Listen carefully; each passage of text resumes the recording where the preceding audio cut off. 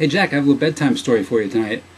You see, once upon a time there was an affiliate who didn't play by the rules. He decided, even though it was forbidden for him to use the word free in his pay-per-click ads to promote ringtones, he decided to do it anyway. And I have a little nighttime video for you to see here to sort of see what he's doing there. And I just gotta wonder that his network will probably want to boot him out of his activity, because it's to me it's creating an unfair playing field for his fellow affiliates, and also, as far as I understand, it's really forbidden by law to really advertise something as free when it isn't in fact not free. So hey Jack, let's go to the videotape.